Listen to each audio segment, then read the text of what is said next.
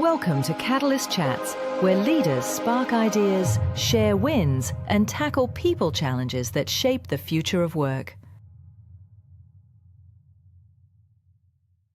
Hi, everybody. I'm Lindsey Hammer, and today I have the privilege of speaking with Natalie Kaminski. Natalie is CEO of JetRockets. Natalie, thanks for joining us. Thank you so much for inviting me. I'm excited. Yeah, I'm super excited to connect with you. I know we had an opportunity to connect initially last week, and I got to learn a little bit about you, and you've got a ton of great leadership experience. So I'd love it if you wouldn't mind just sharing an introduction with the audience. Absolutely. So, as you mentioned, I am the co-founder and CEO of a company called JetRockets.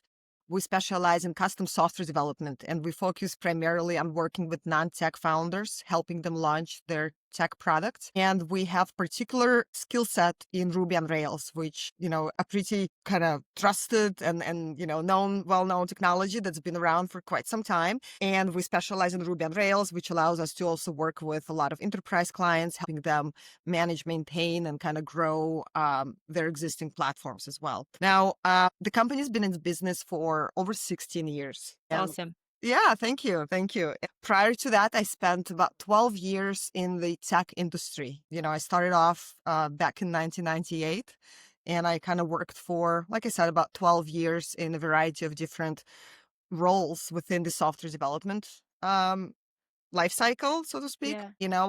I was a developer, QA analyst, business analyst, project management, you name it. I've kind of went. Yeah, you've done it all. Yeah, which allowed me to really, learn the skills necessary to know how to, build, develop, launch, implement a digital product. And my last role was with a company similar to JetRockets, smaller and a bit based here in New York City. And I ended up running operations for that firm, which allowed me to learn a lot about the management, sort of the business side of software development, right? Because I was kind of like person number 2 in the company, which gave me a lot of insight and kind of, inside information about what does it really mean to run an agency, so to speak. Yeah.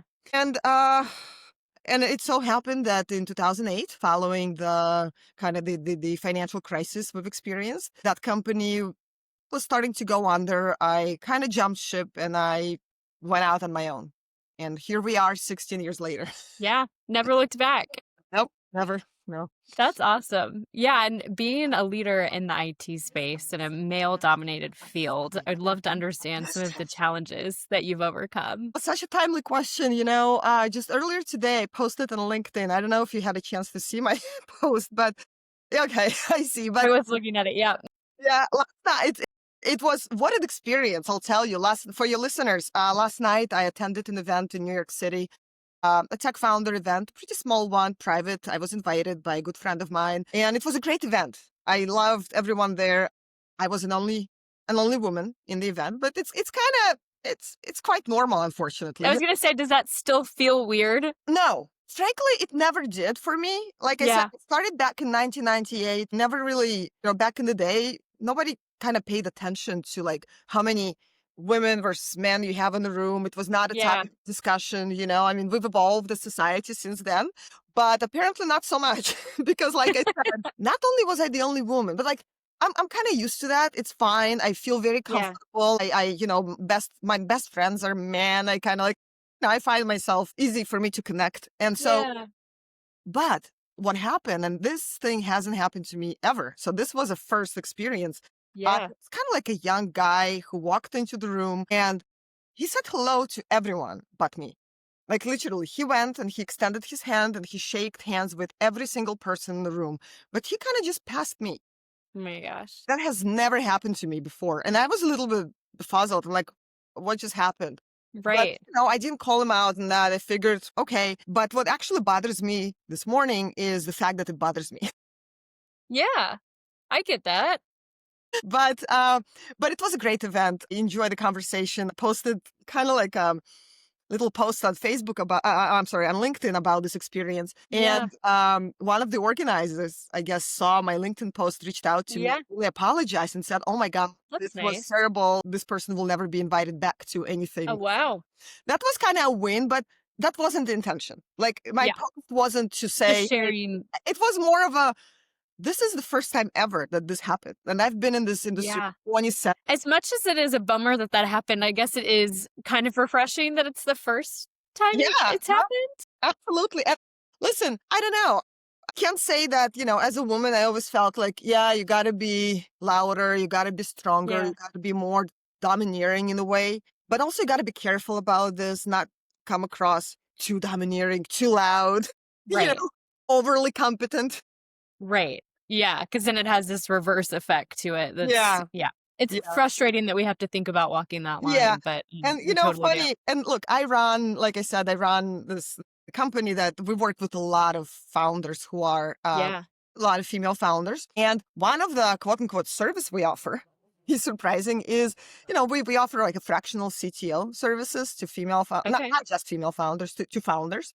And Yeah. sometimes when the founder is a female founder and she is about to start fundraising for her company, for her startup, oftentimes I find very, very helpful to have my CTO, who is a man, to go in to those, investor meetings with our founder. Interesting. Yeah. Yeah. You found that it like really can make a difference. It can make a huge difference. Yeah. I can tell you, I've been in meetings where you would have a non-technical male founder being received much, much, with much open arms as opposed to their female Yeah. counterpart, especially when it comes to them being non-technical. They're not, for some Interesting. reason, like the investors would question the woman's ability to like, well, how are you going to launch this if you're not technical? And Right. very rarely do I hear the same questions asked. Interesting. With the male. Yeah. Yeah. But again, look, it's fine. It is Yeah. what it is. Totally. Yeah. We navigate these waters. We're succeeding. I mean, the fact of the matter is more female founders are more successful than male founders. It's a fact, statistically speaking. Right? Totally. So like, we're doing well. Yeah. Yeah. I think there's, for the challenges that exist, I think there's also some innate abilities that females have. I think sometimes higher EQ. This isn't to say that men and male leaders can't have that, but I think there is often more of an innate ability for high EQ, self-awareness, but maybe we need to pick it up on the confidence side. Some multitasking, don't forget. I mean, that's a scientific Totally. fact, right? As far as I Yeah. know. Yeah. Yeah. That's a good one. Yes. Well, on that note, what advice would you have for female entrepreneurs? What you just said about confidence, right? Be confident. You don't, I mean, especially in today's world with AI and, so many tools that are available, it's easier than ever to be a non-technical, technical founder, right? Yeah. So Yeah, that's a good point. there are tools that are available for you. What I would encourage is sometimes I see non-technical founders, they kind of like, they go with hands up and they're like, oh, I'm not technical. I don't want to understand. I don't want to know. I just want to outsource. I just want to hire someone. And then I always say, look, but it's important for you to know. You don't have to become an engineer. You don't have to become an expert. But it's since you're building your company and it happens to have a tech component to it, you should understand at least the basics because that will be able to have much more confidence during your, investor meetings, their negotiations, whatnot. Totally. Yeah. So, Yeah, I agree. be confident, but also educate yourself. I mean, a simple prompt in ChatGPT will give you, all the information you need to have the basic understandings of what is it that you're building. How does it all work together? And then also, if you work with a vendor, a partner, a tech partner who is building your product for you, you can have and you should have an expectation of them kind of guiding you through the process. It shouldn't be kind of this mysterious behind closed doors magic happening, Yeah. You should know what's going on. You should question. And if you don't understand, there's nothing wrong of saying, look, talk to me like I'm 5-year-old. I don't get it. Explain it to me. Yeah, some curiosity. Yeah. That's great. Thank you. Well, you're already talking about AI. I'd love to understand what trends and changes you're seeing and how AI has impacted custom software development. Yeah. So I'll start with, I guess, the elephant in the room is, if you go on LinkedIn or many other social media and you kind of read these posts that say, hey, I just fired all of my engineers and I vibe coded the platform over the weekend and I'm making $1 million ARR a month. You know what? They're lying. Yeah. It's not happening. So like, no. No, it's not happening. So that's, Hard stop. yes. Yeah. Now, I think that certainly the industry is changing. In my Yeah. opinion, it's changing for the better for companies like ours because a few reasons. Well, first of all, is the clients that are coming to me now are much more qualified to succeed than the Okay. clients that were coming to me, let's say, a couple of years ago, right? Like a few years ago, I'd get all sorts of people who would reach out and say, hey, I woke up this morning, I had this amazing idea. I want to invest $100,000 to building an MVP. I'm like, Yeah. that's great. I mean, I'll take your money. But you know what? Have you achieved product market fit? Who is going to buy your product? Like, Mm. how do you know you're going to succeed? And Yeah. several years ago, the only way to test it was really to build some sort of MVP, launch it, Yeah. and see what happens. Right now, you don't need to invest a lot of money. You can and you should use AI assisted coding or, applications like Lovable and such Yeah. to create your proof of concept apps or platforms, Okay. to launch them to early adopters, to start gathering feedback. These platforms are good enough for these exercises. And then, you can iterate easily. You can kind of really hone in on what is it that you're trying to build and who you're going Right. to sell to. And, that process can be several months long. So by the time you're done and now you're realizing, okay, I have a solid idea. I have product. I've achieved product market fit, or at least I'm close to, right? I have maybe some people who are willing to buy licenses for my product or pay me for my services. Yeah. Okay, great. Now come to companies like mine, like JetRockets, and Right. engage with us because now you have much better understanding of what is it that you're building. Got it. So I'm excited for the possibilities because then, when we start working together, the likelihood of your success are going to be so much higher, which is great for me because I'm all about developing Yeah. long-term relationship. I want to be your partner for as long as you need me. And, if you're successful, I'm successful. So Totally. that's great. Yeah. Yeah.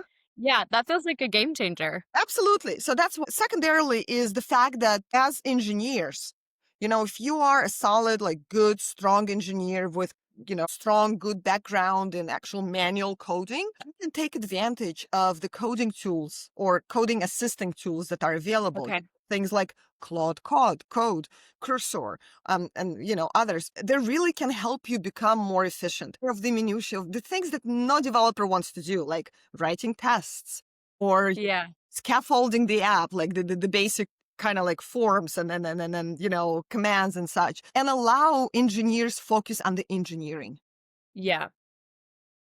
and on product experience and on making the product secure and scalable. And it's exciting. Yeah. More of the strategic challenges, it sounds like. Absolutely, yeah. So I'm excited. I encourage all of our engineers inside JetRockets to use tools Yeah. with one exception. Our junior developers are not allowed to use AI tools because Okay. I want them to learn how to actually manually code. Yeah. Because if you don't know how to code, and that is one concern we have right now, is the fact that the talent pool is going to shrink significantly because Yeah. especially like younger junior engineers who are just starting in the industry, they're bypassing, this whole like journey of actually learning how computer Yeah. programming works. Some of that foundational. Yeah, which will be disastrous. In 5 to 10 years from now, where are you going to get the engineers who are actually going to understand how technology behind Right. works and how are you going to like fix all the issues that are going to come up from Yeah. this? That's interesting. Yeah. Yeah. Well, speaking of hiring, you mentioned that you've led obviously through pandemic, you've led through war. I'd love to understand how you as a leader, along with the adapting world that we're in and these ever evolving changes, make sure that you are making the right hires and building the right culture for your company. Yeah, I mean, that's not an easy. I wish I had an easy answer, but this is what I do. Do like me and you'll be successful. Yeah. It continues, 16 years and it continues to be a trial and error for the most part. Yeah. But throughout this time we have learned, and when I say we, it is us. It's the collective company because I don't run my company unilaterally. I solicit feedback from my team. I want, because at the end of the day, my team are the ones who are going to work with our new hires, right? So Yeah, they have to make sure that these people are good and strong and good totally. communicators. But I can tell you the lessons we've learned that have worked for us. So That'd be great. yeah, first, we don't like hiring people who position themselves as senior engineers or Okay. senior anything for that matter. Yeah. Anyone with the title senior is not going to be a good match for JetRockets and we've tried. We've hired very Yeah. expensive senior people. Never, not even once, had anyone work well for us. Yeah. And I think the reason for it is because, senior people tend to be much more rigid in their views and their approaches. Okay. And we have a certain way of doing things. And I'm not saying Yeah. that our way is the best way, but our way is the way that works for us. And it has Yeah. allowed us to flourish, to be profitable for this many years and to continue to grow. So we're doing something right. And Totally. when we have people who join us with a lot of kind of preconceived notions of how they want to do things, and we find it very difficult to change their mind. And of course, Yeah. exceptions could exist, but we haven't had luck with it. Haven't found him yet. So we like to hire junior to mid-level staff, people. Okay. So that's one. Second, we've learned that soft skills win over hard skills any day. Yeah. That makes sense. Yep. It's, again, we've had people who were super strong technically, but they didn't make it through our probation period, which is 3 months. Not because of their hard skills, not because they Yeah. weren't good engineers, because they were impossible to work with. Just impossible. Just too difficult. Yeah. Yeah. So soft skills always, take precedence over. And the types of soft skills I'm looking for, people who are communicative. Like, you don't have to be like the nicest person in the room. That's not, Yeah. just have to, be able to clearly communicate, to be willing to work as a team, Yeah. to have a sort of like client first mindset. That also doesn't mean that you just like a yes person. Right. So you have to be client first, but also be able to push back in the way that will be educational, not confrontational. Totally. Right. Versus just giving somebody what they think they need, which is often the role of that individual as an expert, right? Yeah. Is making sure that they're Yeah. solving the customer problem. Yeah, absolutely. And for project management, so as I was just mentioning about engineers, for project Yeah. managers, I've made many hires in the past who came from large organizations, had amazing credentials, certified by PMI, Project Management Institute, and this and that, never worked out. Yeah. On the other hand, people who come from either QA, quality assurance, or from a service sector and who want to switch into IT project management and Yeah. willing to learn, have a customer-centric mindset, they Mhm. make amazing project managers. Okay. Yeah. I would summarize it as we're not looking for the strongest technical people. We're willing to learn, to teach. We're willing to educate our people. Yeah. We're willing to give them the support that they need. What's most important for us is what you said, cultural fit and communication skills. Yeah. Well, those soft skills, I was actually having a conversation where somebody was sharing some similar findings for their company yesterday. And I just think that there's certain skills that can't be taught. Or I shouldn't say can't, maybe not ever, but are much more difficult to teach. Yes. And soft skills, that level of curiosity and willingness to learn and grow. Yeah, being, knowing how to be proactive. Our engineers, we have a group of engineers. Not all of them have the necessary skills to be team leaders, for example. Right. Right. And it doesn't always correlate with their technical abilities. Oftentimes people think that the team lead or the tech lead is the person with the best technical Like skills. most technical. That's not true. That Yeah. actually is a person who is willing to, respond to team's questions on time, Right. to get on the phone, to help them, to kind of guide the project along. It's fine. And you're right. Some of these skills are not teachable, they are innate. You either possess them or not, and doesn't make you a worse person. It just makes you different types of person. And we have different paths to growth within the company. Totally. Right? If you Yeah. want to be an engineer, that's fine. You can just code, you can do what you do. And then if you want to grow and kind of take on more leadership roles, we have a path for you as well. Absolutely. Yeah. I have felt similar with my experience in coaching leaders and being on the HR side of things. I think a lot of times the individuals that are most technical want to stay in the details and they have a hard time pulling away from that. And as a leader, you have to be able to step back Yeah. and not always stay in the weeds in order to support your team in their development. Yeah, and I'll tell you, I've made the mistake of trying to force people into those roles. Like, on one of Yeah. our projects, we have a very strong engineer who's worked with the company for 7, 8 years. So, very loyal, Yeah. great employee, love him, respect him very much. And we tried to, quote unquote, force that leadership on him. Yeah. And he said he wanted to, but he just couldn't. Yeah. It just wasn't his nature. And then eventually we sat down, we said, look, let's just be honest. This is not for you. And he said, I completely agree.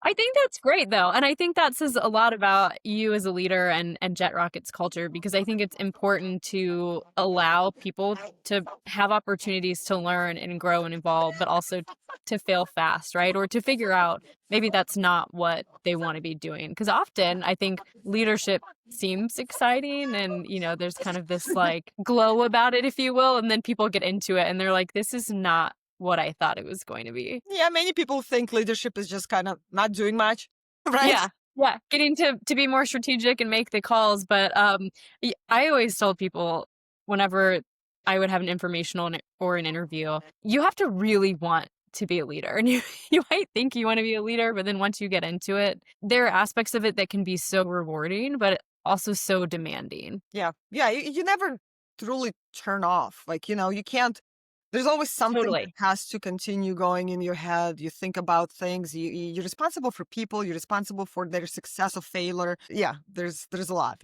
You Well, have and to do it. Yep. going back to some of the previous experience that you shared with me about leading through a pandemic, leading through war. I mean, I can only imagine, I led through a pandemic, but certainly not war. I can only imagine the level of emotional intelligence that required. I'd love to understand too, like the resilience and just overall like emotional intelligence and endurance that required from you. Yeah, when the war started, and just to give a very quick background to your listeners, when Russia attacked Ukraine, at that time, part of our development center was located in Russia, and it housed about 50 employees at that time. And when the war began, immediately, within a day or two, it was pretty clear to me that it wasn't just like a 2-day localized conflict. It Yeah. was such a powerful invasion, like at least an attempt of such. Yeah. It was pretty clear that it's going to be a full-scale war. And so I immediately said to my partners and I said to like my team, I said, look, we got to do something about this. It's not, I don't want to continue until this is over, I said. And again, nobody envisioned this to be 4-year war, but like until this is over, I don't want to do anything with Russia. I don't want to send money here. I Yeah. don't want to I don't want to participate in the market in a way that, my tax dollars are going towards the, Russian government. None of Yeah. that. So it was a very kind of gut decision, like an immediate Yeah. decision. It wasn't a decision that I had to like analyze and think over and weigh pros and cons. It was like, okay, we're leaving Russia. That was Yeah. pretty much it. And I remember getting on a call and kind of doing like an all company Zoom. And I said, look, this is what's happening. We're shutting down our operations in Russia, effective like immediately, pretty much. Yeah. We are willing to relocate you or immediate family members, pets, someone brought a Yeah. over to Georgia, the country, Yeah. Republic of Georgia. And if you're not willing to come with us, please, this is your notice to look for another job. Yeah. And it was extremely difficult for me on many different levels. On the one hand, I knew that it would be a very costly endeavor for the company. Yes. Yeah. But, the idea of not offering that option to my employees didn't even occur to me. Yeah. I know there are some agencies who essentially just kind of like fired everyone and just hired a whole new team somewhere else. And that would have been an easier option. But for me, at that time, we were 12 years into our company. Many of these people have been with us for 12 Yeah. years. And to me, it was not an option. Yeah. That process lasted, or kind of like this relocation process took a couple of months to get everyone out. Yeah. And honestly, I feel like for the most part of it, it was really adrenaline. That's what it was. It was Yeah. in terms of emotions, everything was very much like matter of fact. Okay, this is what we're Yeah. doing now. I need to sit down. I need to book Airbnbs for the people. I need to find an office. I need to do this. I need to do that.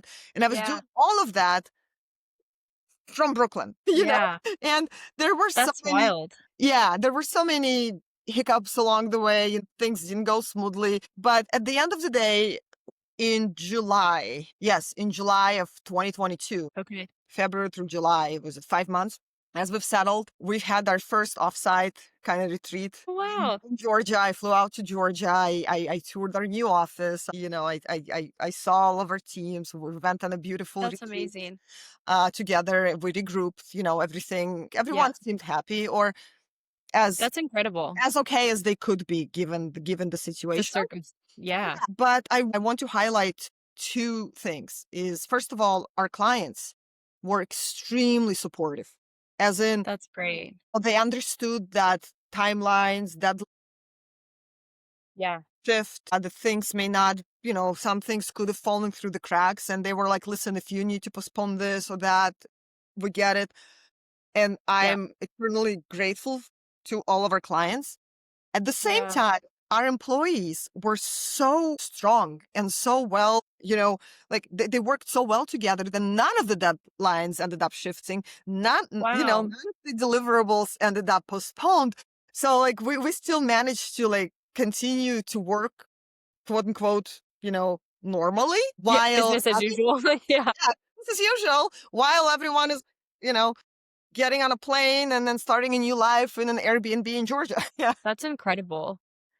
I mean, I can't imagine the personal experiences of going through that and all of those changes, The but team being able truly to came accomplish that on together. top of it. Yeah, the team truly came together. It was great. We did end up losing some team members who decided not to go with us. So we hired, Yeah. we replaced them with other people. But yeah, it was not just, I mean, clearly I made the decision, Yeah. but the fact that all of our employees have supported the decision and participated in the decision and made it possible, that's kudos to That's them. awesome. Yeah. Yeah. I think that speaks volumes too of your leadership and the company culture you've Thank created. thank you. Well, thank you for sharing that. Is there anything else that you want the audience to know about JetRockets? Yeah, I mean, I'm going to plug in a product we've launched, if that's okay. Yeah, please.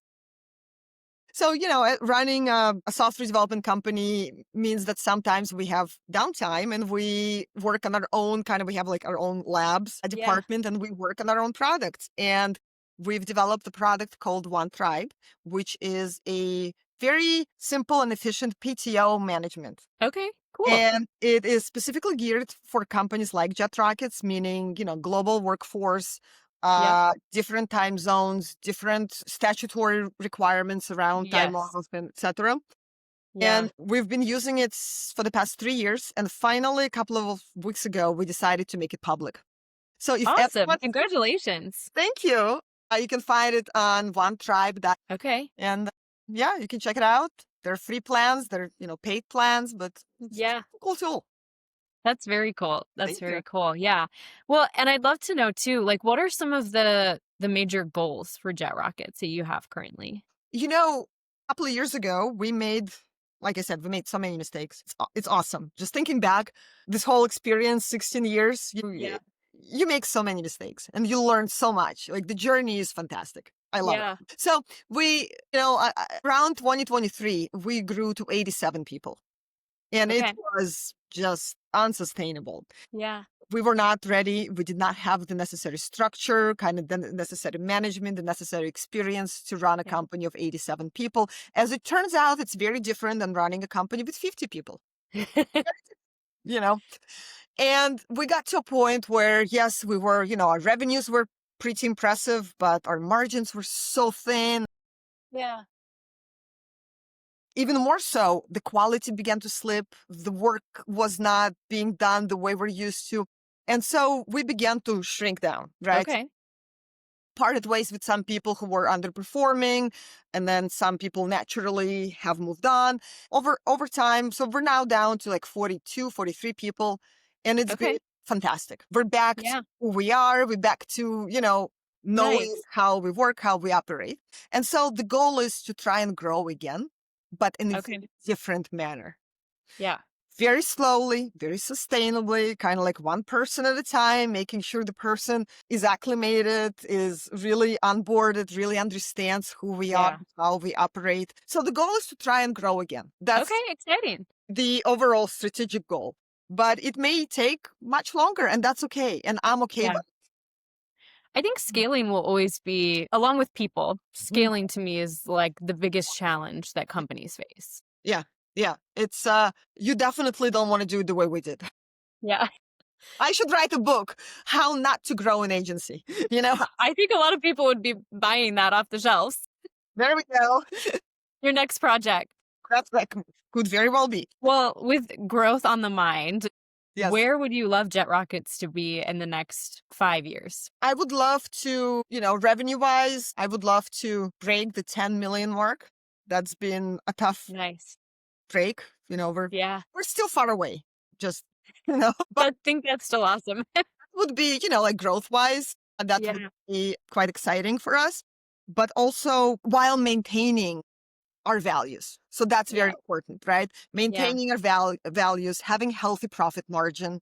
Because you can grow, but you can compromise a lot along the way. And that's exactly Totally. to us, right? So without compromising our values, without compromising our profitability, and to really find ourselves as the premier provider for those companies who have launched an MVP using some AI tool, have proven the product market fit, and are willing and ready to build the next product. Okay. So we want to be the household name for those people. Yeah. I think that's awesome. Thank That's you. a great goal. Thank you. Well, Natalie, thank you so much for joining us today. It's been great having you here, and I feel like I've learned a lot from you and your experience that you've shared with us. So thank you for being our guest. Thank you so much for having me. I really had a lot of fun. Yeah. Thank you. Thank you for listening to Catalyst Chats. Like, share, and don't forget to follow.